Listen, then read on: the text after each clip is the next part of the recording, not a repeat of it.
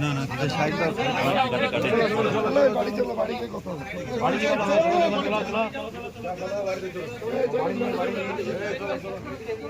চলো চলো চলো চলো চলো চলো गेट लगाओ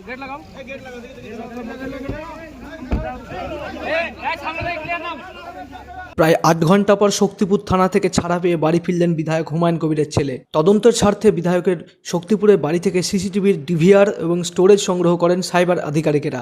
রবিবার সরকারি নিরাপত্তারক্ষীকে মারধরের অভিযোগে বিধায়কের বাড়ি থেকে তার ছেলে গোলাম নবী আজাদকে আটক করে শক্তিপুর থানায় নিয়ে যায় পুলিশ। খবর পেয়ে থানায় যান বিধায়ক হুমায়ুন কবিরও। বাবা ও ছেলে দুজনের নামেই জামিন অযোগ্য ধারায় মামলা রুজু হয়েছে।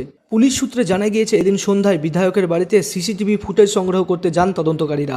যদিও প্রযুক্তিগত সমস্যার কারণে ফুটেজ উদ্ধার করা সম্ভব হয়নি, সেখান থেকে তদন্তকারীরা ডিভিআর ও স্টোরেজ সংগ্রহ করেন এবং তা ফরেন্সিকে পাঠান। এদিন রাত ৮টা নাগাদ নোটিশ দিয়ে ছেড়ে দেওয়া হয় বিধায়কের ছেলে গোলাম নবী আজাদকে। না না সাইড দাও বাড়ি চলো বাড়িতে কথা বাড়ি চলো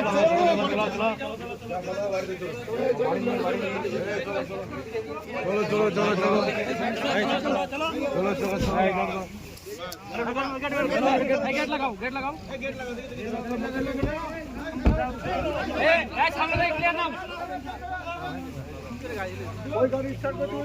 মনমোহিনী হেলথ কেয়ার, স্বাস্থ্য সেবায় অটুট শ্রেষ্ঠত্বের শিরোপা। জেলায় প্রথম robotic knee replacement, cardiology with cath lab, neurosurgery, specialised trauma unit থেকে স্পাইন ট্রেন, একগুচ্ছ পরিষেবায় নিয়োজিত। Manmohini health care, quality care with personal touch, Baharampur শিল্প তালুক।